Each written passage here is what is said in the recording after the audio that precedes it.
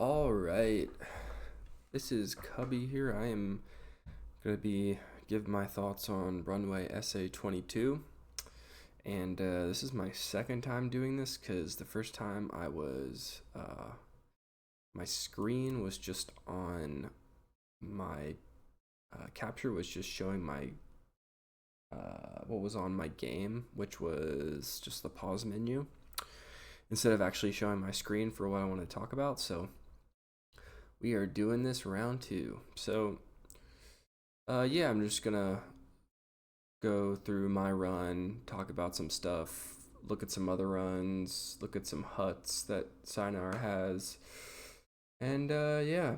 So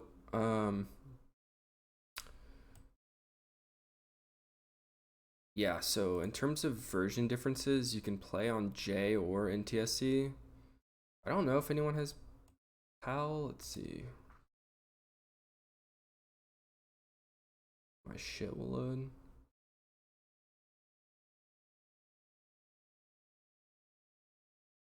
Um. Yeah, looks like JL has 22 on PAL.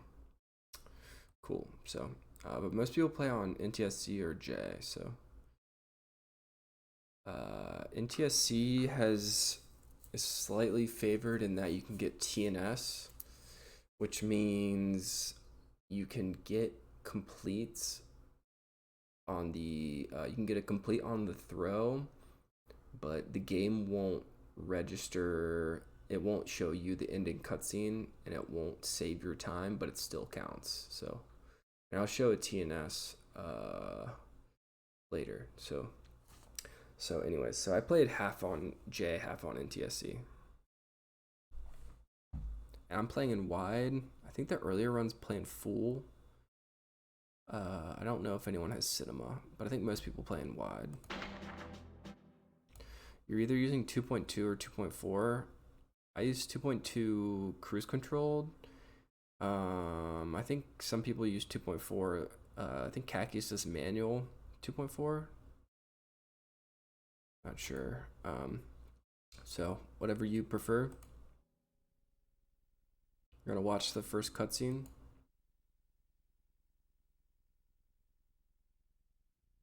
You're gonna cut this immediately. Like, it helps to just get consistent with just cutting it like as soon as possible. Because if you cut it a little too late, you're not gonna pick up the grenades, and the run's gonna die. So, right now I'm holding left strafe, and even like back here, I'm holding left strafe, and on my left controller, my stick is in the bottom left. I play in upright. So you would adjust for if you play in reverse. Cut immediately, and you'll just learn how long you need to hold your left controller stick down after you cut and when you need to release it. So I use quite a bit of look down here. I think a lot of runs don't use this amount of look down. So it's really whatever you feel comfortable with getting out of the building and not getting stuck. So we're going towards this conveyor belt, and you don't want to be going like like perpendicular to it perfectly because you want to get out as soon as possible. So it's not perpendicular to the conveyor belt, and you also, yeah, if your stick isn't too good, well, first you can get stuck on this corner. Obviously, you don't want to do that. You also, if your stick can't get you to turn hard enough, then you might have to take it a little bit wider so that you can turn and not get stuck on the little overhang to get out of the building. So, like in a perfect world, you would be able to get like go like right here and hit this really sharp turn and get out, but yeah, like even my stick, I found I couldn't do it perfectly going to this corner. Like I needed to be a little bit out here. So turning so that you're going parallel with the conveyor belt. Let me slow this down.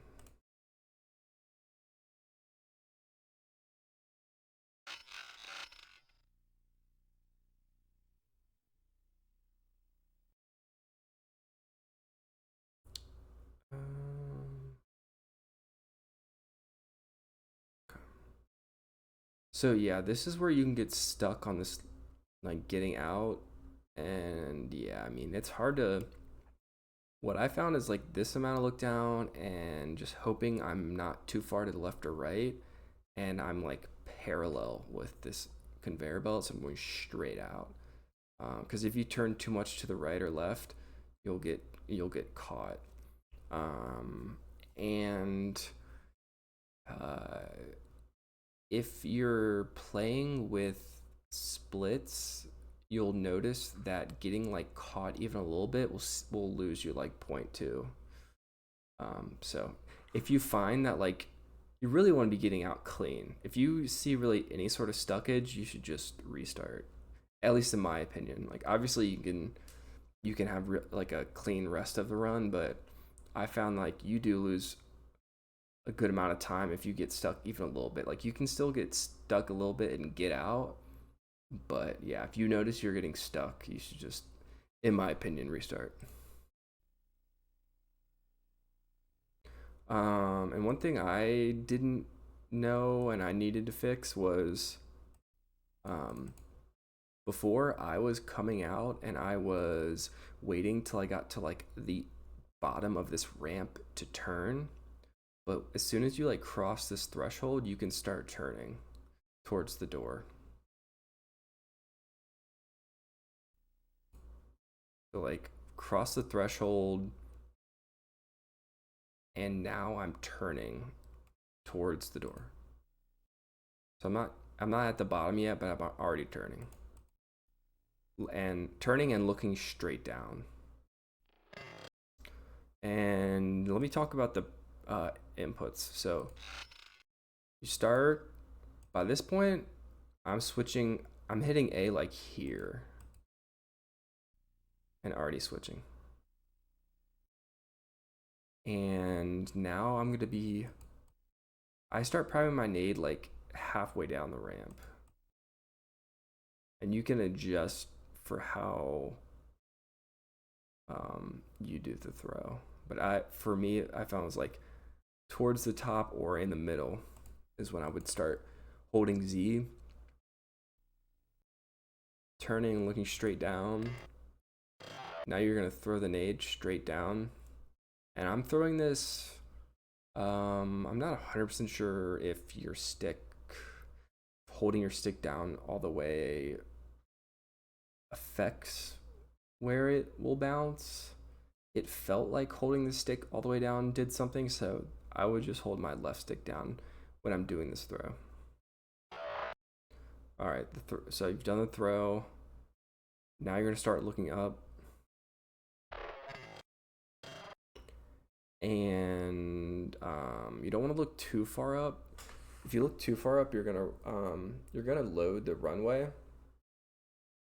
and it's gonna be really laggy.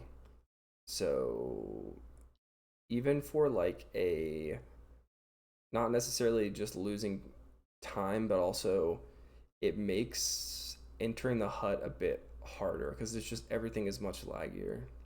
So like I think this amount of look up is good. Or I guess look down in this situation. If you look too far down, you might not know exactly where you are spatially. But yeah, this is kind of the line I took to the door. By here, you're gonna turn really aggressively and press B on the door, and then turn back as aggressively as well.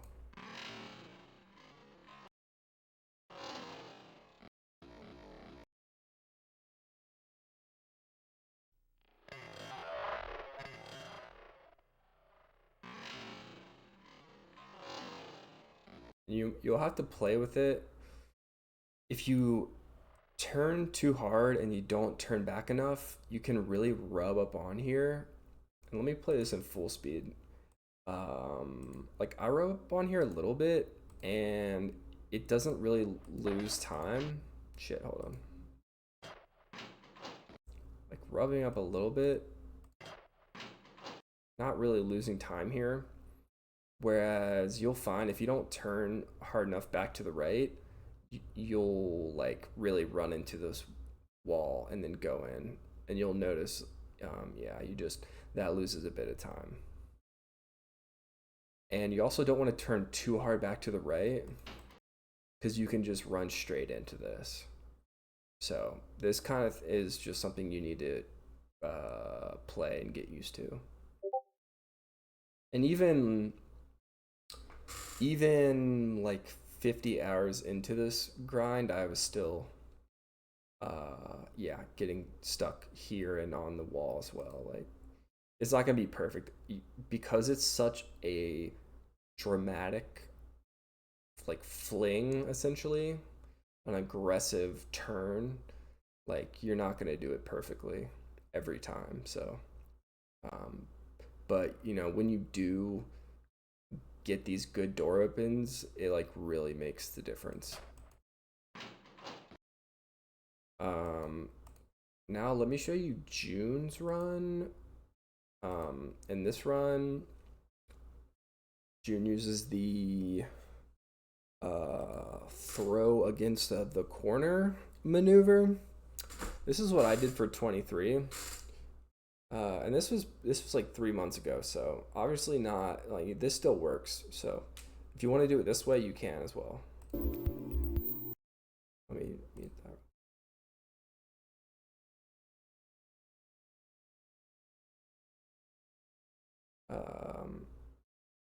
Yeah, so you'll have to play with timing when it comes to priming the nade. I'm not sure about the timing for when you press Z for this, but is a viable strat. And this actually might have been like the old strat low key. I'm not sure. But yeah, whatever you want to do.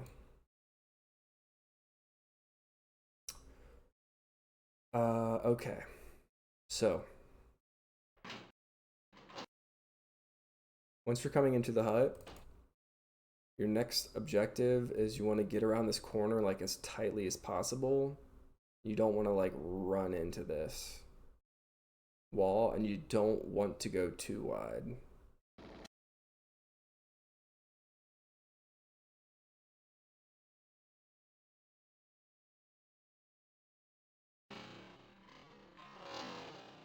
You just barely want to get around the corner. And you're aiming for you're going straight for the key.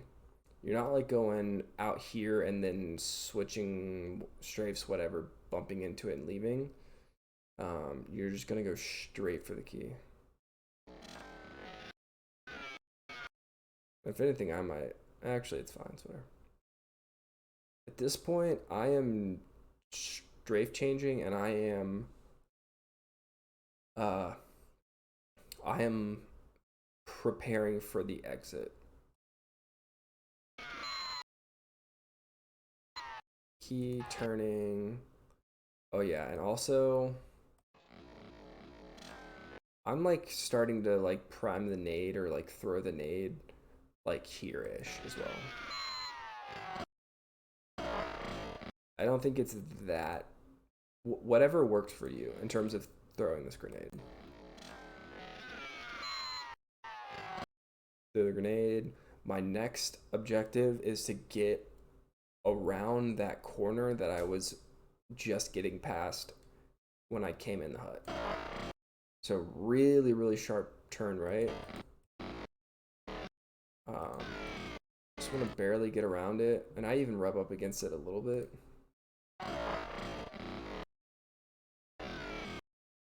Really, really sharp turn here. If you go too far wide, turn too far wide, you're gonna bump into this door. You can, like, if you go a little bit too far wide and like barely bump the door, you know, you'll only lose like Sayonara said it was like 0.1 or something, but obviously you want to do it cleanly, so you want to just barely get out. And you're turning until this black mark on the ground is hitting the right of your screen.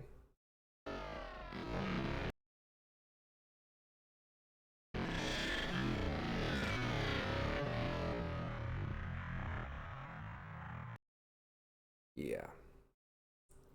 And depending on how you did the throw,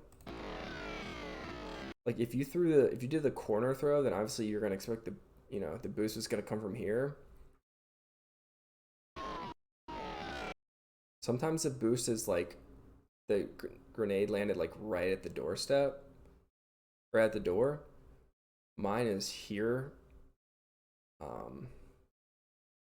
I don't think this was the norm, but this is like this was pretty great placement. And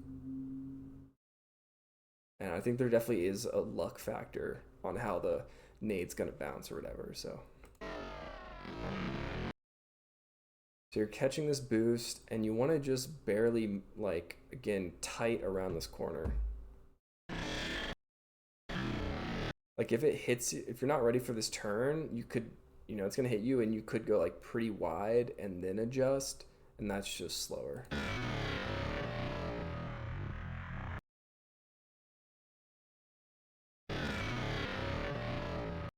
This point you want to start you want to set your line for the plane, and you want to start cooking the first grenade for the runway. So pretty much like here you can start holding Z, and it's just going to be whenever your invulnerability from the damage, whenever that wears off, the grenade's going to start cooking. I'm pretty sure that's how that works.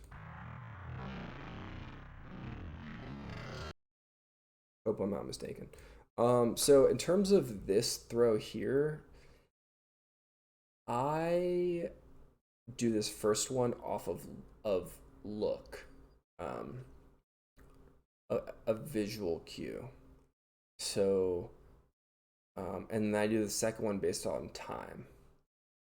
So really, whatever works for you. I'm planning to throw the grenade when I get to like here-ish. There's like a little white mark on the ground, but like right here.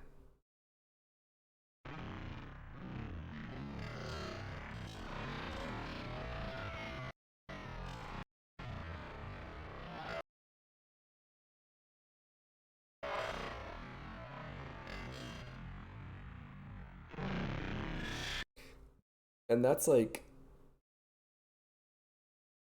yeah, I might be even a little bit before, but yeah, if you do it too late or too far to the right, the grenade can just get lost in the snow. Like that shit just disappears. And also I will say, because I start holding Z like during getting boosted by this first grenade, your timing for cooking the next grenade will vary based on how early you got hit by this grenade coming out of the hut. And what do I mean by that? So if this grenade is like here, and yes, if this grenade's here and I get boosted like really early, then the cooking for the next grenade is also gonna be earlier. So I need to throw the grenade earlier. Whereas if like my nade lands like out here-ish or whatever, and I catch a really late boost, then I need to throw the next grenade later than I would normally.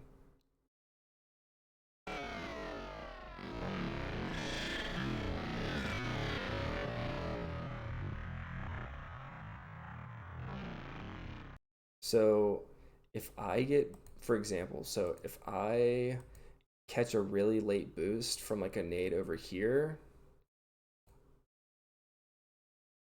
I might not throw my grenade until I get to like the corner.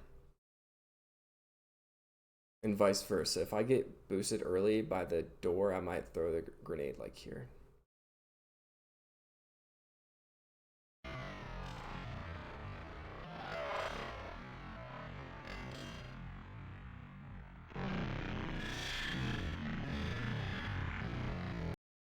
This point, yeah, when I'm throwing the grenade, it's straight down, and my left controller stick is also all the way down. So you're gonna get boosted. If you take, so by this point, if you have less than 2 bars of health, I would just quit out. Excuse me. If you, yeah, so because you're gonna die. The drone in the last boost is gonna kill you if you have like a bar and a half here. So 2 bars, I think you're cutting it close, but you're still fine.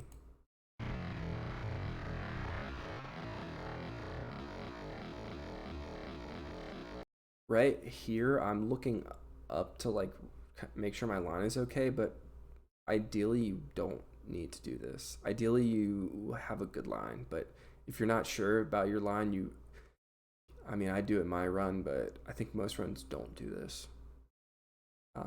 And you'll see some runs, like let me show you Khakis. So Khakis, for his boosts, he will throw the grenade and then look up.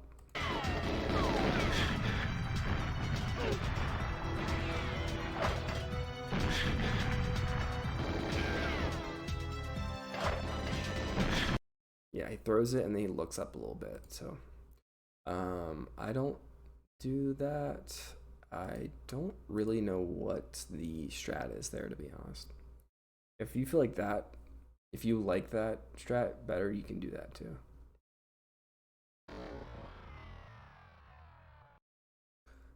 So when you're taking damage for this next, so hold on. You get hit. I'm starting to hold Z here, or a little bit after, and I'm gonna start priming the grenade for the next boost. This one I do off of counting, off of time. So whatever works for you. Essentially, I was doing, for my counting, it was 0, 1, 2, throw. And I felt like that. I feel like some days were better than others. Like some days my metronome was too slow and I was getting myself killed, and vice versa. So, but yeah, 0, 1, 2, throw was what I was doing. But really, whatever works for you. And again, you're looking straight down, and I'm holding my left stick all the way down.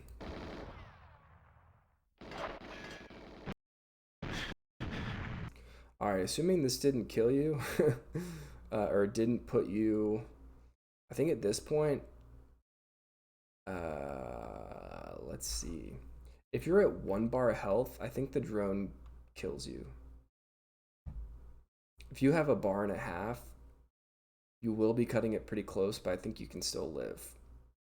I think you can still live, like the drone will hit you, and then hopefully a guard would hit you, and I think you can survive it sometimes. But yeah, if you have anything under, if you have just a bar, you're like pretty much toast. So, yeah. So you just took the second boost on the runway. Now you're listening to hear for the drone gun start shooting. So it started shooting. At that point, you're gonna hold Z. You're gonna cook this last grenade, and you're looking up, and you're gonna turn so that the plane edge is like on the right of your screen. And I think you can turn even a little bit more like I did. Yeah. Turn, and then you're gonna look straight up. And now you're just gonna wait, and also you're gonna be holding up on the left of your left controller. Yeah, all the way up. And I guess it would be reverse for people who play reverse. So that's gonna automatically throw this grenade when you get hit, and then you're gonna turn back to the line you were on before. And yeah, you don't want to turn too early. You can experiment with it. If you turn too early, you'll see you fuck up your throw, but obviously you don't want to like get boosted and you're just like still on this line for a while, and then you cut back. So you don't need to YOLO the turn at all. But yeah, just don't dilly dally when it comes to turning back.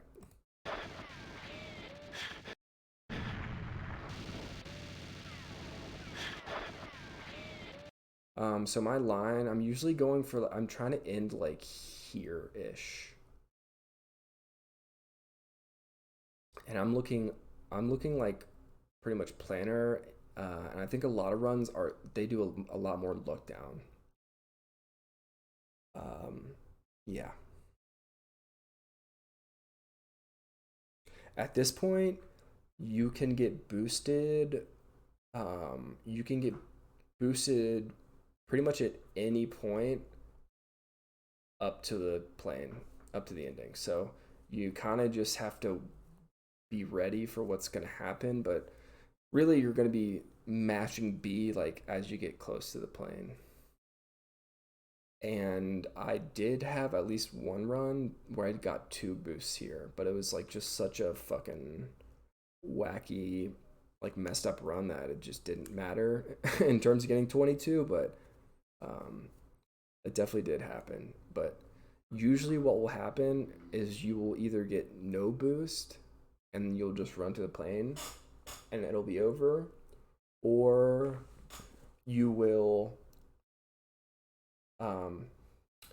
you'll get like a boost right at the plane, right at the ending, and you won't be able to catch the full extent of the boost, so it won't matter.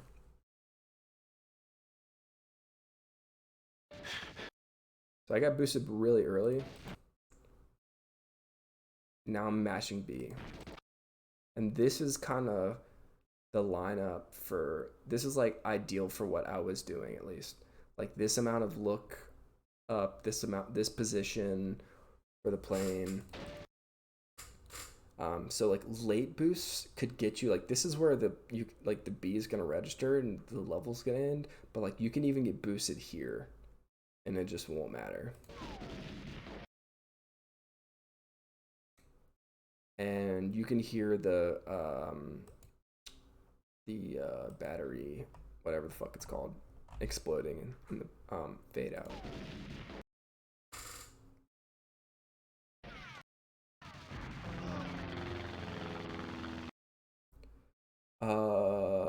Let me show you TNS while I'm here. So this is Tyler's run. Let me show the ending.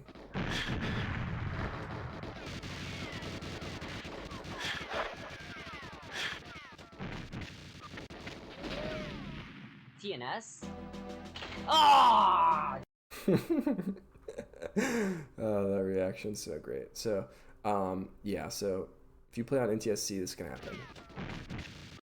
So, if you get a pretty sick run and the explosion's like pretty late, you should just essentially, look out for TNS. Don't assume because you don't see the cutscene that it's failed run. See that it's completed, and then it might be TNS. I think I got 1 TNS that was just 23. Ideally it explodes before, but sometimes you just feel like the explosion's like running pretty late, so definitely can happen. Let's see, let's look at Clem's run. This is the run that I mostly emulated. This and khakis, I would say.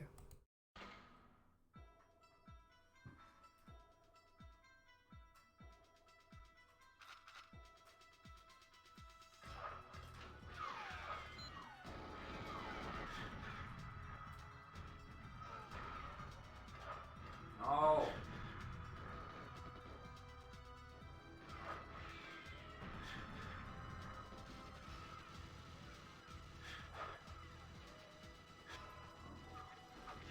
Yeah, so you can see his ending. He's looking pretty far down.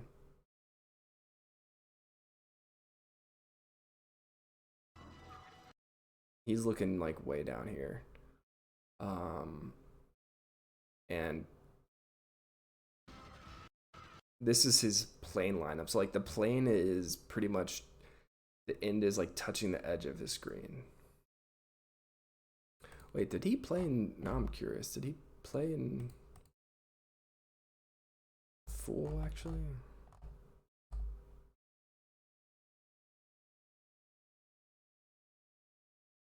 Doesn't say. Is that full? Fuck, I don't even know.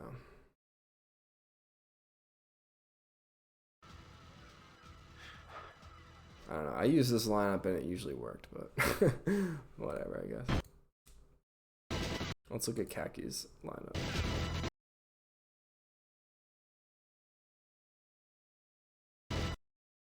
So like, shit. Like here was Kaki's lineup.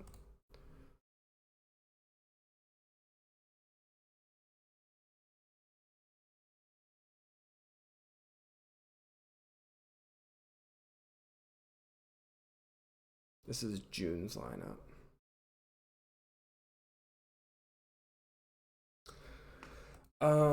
Okay, let's look at some corners. Or not corners, Jesus. Let's look at some huts. So these are the huts that Sayonara, all the really fast huts that Sayonara got. I'm assuming these were from the 21 agent grind.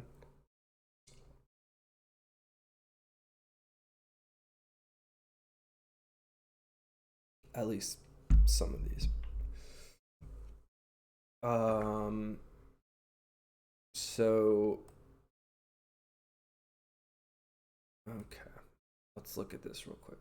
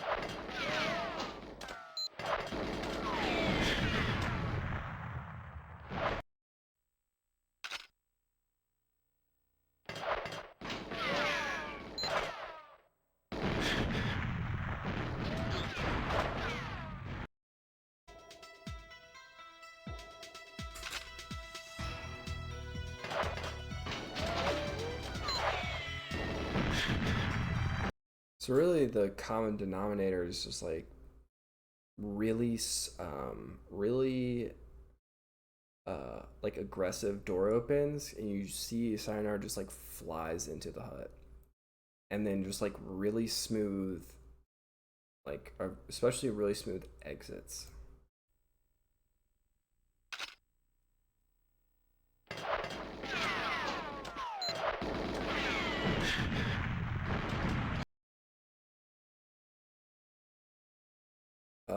For splits, you want if you have a splits ROM, you can do, your goal for getting to the corner is 10.7x, and then these are the other splits.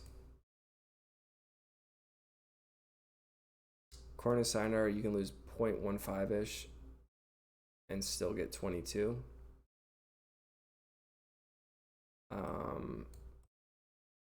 Sayonara also said, yeah, don't want to be getting stuck on the way down the ramp, aggressively opening the door, going straight towards the key, getting out of the hut without hitting anything, and doing that lineup with that black mark on the ground.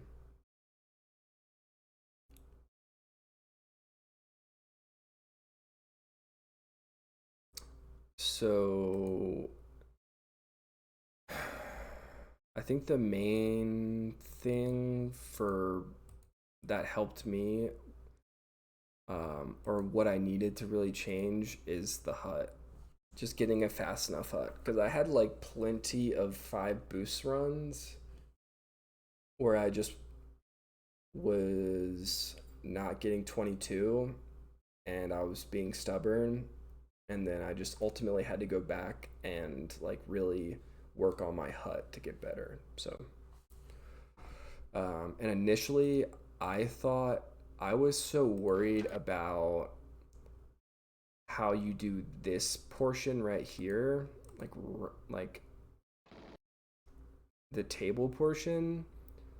But I think if you work on the every aspect of the hut besides that, then the table portion will just kind of fall into place. So, like for so to explain that further, because you're like you want to aggressively open the door and just like you don't want to get stuck on the wall, you don't want to run into here. So you do that correctly and you make sure and then your next goal is to just get around this corner tightly. If you do those two things and your goal in mind is going straight for this key, well then that's the first half of the hut right there. Not getting open the door, not getting cut on this, not getting cut on this post. Get around this corner as clean as possible. Just barely getting around it. Going straight for the key. Okay. Now, the next part, which is I want to get cleanly around the corner I just got cleanly around. So turning as sharp as possible, getting cleanly around, and I don't want to get stuck on this door, turning, really hard so that I get out of the hut cleanly. And then you're setting the right side of your screen with this blast mark. And then getting around as tight as possible.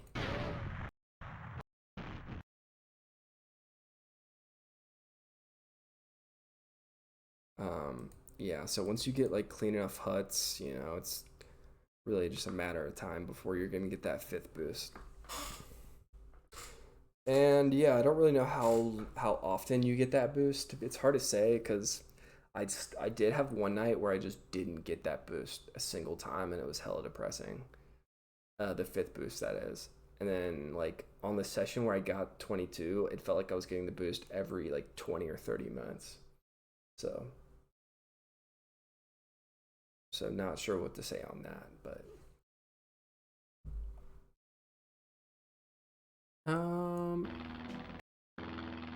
do I want to say anything else? Yeah, really, you really just want to make sure you have a good hut. And if I could go back and do this grind again, I would have focused way more on the hut before I did anything really on the runway. Like you could get really lucky with the 6 boost run, but I think I got like 1 of those or maybe 2 of those on this entire grind, and it was on runs where it was just like you got shot like right before the the throw looking up, so it just like fucked that up, so it just didn't matter. But yeah, I think that's it. So feel free to hit me up on Discord if you have any questions.